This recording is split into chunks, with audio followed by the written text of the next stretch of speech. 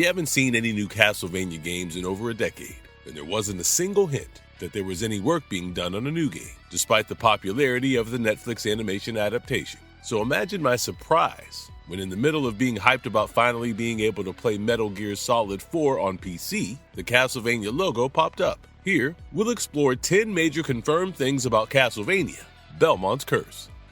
Castlevania is finally truly back. This release stands as a monumental milestone for the franchise, breaking the 12-year silence to become the first completely original entry since Lord of Shadows. Breaking a 12-year silence to become the first completely original entry since Lords of Shadow 2 launched in 2014. This massive gap has created serious anticipation, and it's nice that this is looking to be an actual mainline entry rather than a spin-off or remaster. Hopefully, this is a signal for veterans that Castlevania is back, and for new players, that this would be a good jumping-on point. The game is also releasing as a celebration of the 40th anniversary, which is kinda crazy that this game is over double the age of many of you watching this video. The Dead Cells devs are steering the whip. Development studios have been handed to Evil Empire as the main studio, with Motion Twin supporting in an advisory role. These sister teams are best known for creating the acclaimed side-scrolling roguelike Dead Cells. This isn't Dead Cells in a Castlevania skin, however, as from the gameplay I can see clear inspirations from the latest Prince of Persia entry, as well as artistic and design inspirations from Hollow Knight, and surprisingly enough, Mark of the Ninja from 2012. Given this pedigree, it is reasonable to conjecture that the combat in Belmont's Curse might lean towards the fluid, responsive action found in Dead Cells, potentially offering a faster pace than what we'd experienced in previous games. We can see that modernized mechanics, like parkour and grapple hook swings, are present, and there are lots of high-speed platforming segments. Makes me also wonder if there will be a Roguevania, procedurally generated gameplay mode or section. We'll just have to wait and see. Here's where you can play it in 2026. Despite it being the Sony State of Play, the games announced are not exclusive to Sony platforms. The game is confirmed to debut on PlayStation 5, Xbox Series X and S, Nintendo Switch, and PC via Steam. While the release is scheduled for this year, 2026, no specific month or day has been announced. Consequently, any precise launch dates currently circulating online should be regarded as unverified rumors. Remember to always double-check any information you hear. Google is literally right there in front of you. Set decades after Dracula's Curse and the show, the narrative is officially positioned more than 20 years following the conclusion of Castlevania 3, Dracula's Curse, and the events depicted in the recent animated series. By setting the action in the streets of late 15th century Paris, this new chapter for House Belmont sits firmly within the time frame of the classic NES titles. It's set after the events of Castlevania, Curse of Darkness, filling the century-long gap that previously existed between Trevor Belmont's era and the next major conflict. Consequently, the games that follow it in the timeline are the Game Boy titles featuring Christopher Belmont, Castlevania, The Adventure, and Castlevania 2, Belmont's Revenge, eventually leading up to the adventures of the series-old poster boy, Simon Belmont, in the original Castlevania.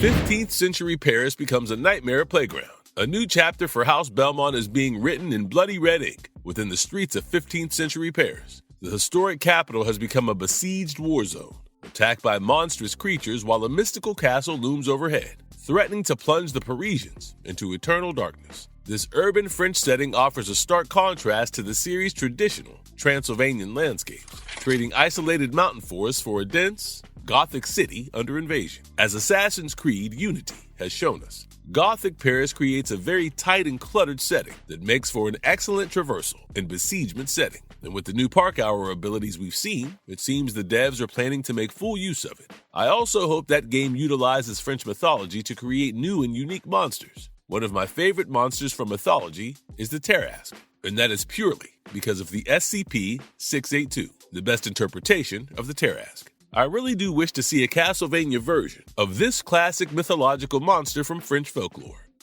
You play Trevor's heir, wielding the Vampire Killer. Players assume the role of Trevor Belmont's successor, charged with wielding the legendary Holy Whip, the Vampire Killer. While the premise keeps the Belmont lineage at the heart of the action, the specific identity of this protagonist remains a mystery, as neither their name nor their exact familial relationship to Trevor has been revealed in the initial announcement. Looking at the character design, though, which we really do not see much of, there's a tiny profile view from the gameplay and the view of their back from the key art. Anyway, looking at the character design though, we can see that she is a woman, and she very clearly is the child of Trevor and Sypha, as depicted from the Netflix animation. She has Sypha's hair and wears the same shade of blue, but in Trevor's style of dress. She has the strength and poise of Trevor, with the speed and magic of Sypha. And she is relatively young too, considering the trailer hints that Trevor is still alive.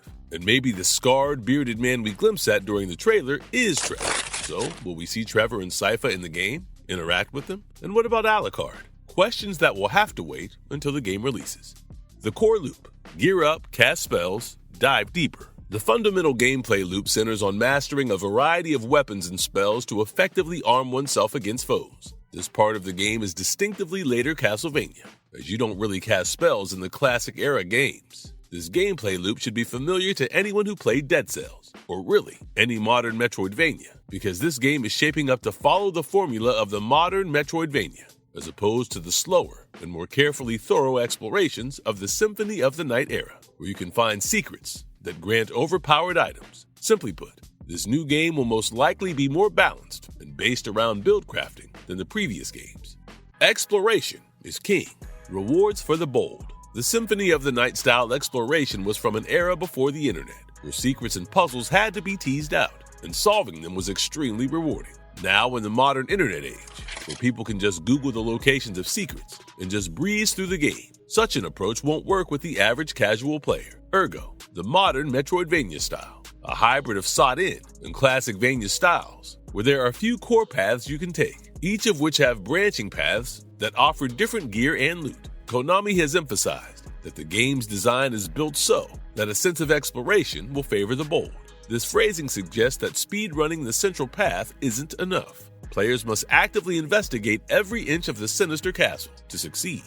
Why this game matters so much for Castlevania's future. This release represents a pivot for Konami and the franchise, standing as the first entirely new game since Castlevania Lords of Shadow 2 launched in 2014. While Konami has kept the series active through preservation efforts, such as the Castlevania Dominus Collection, and also the Netflix adaptation.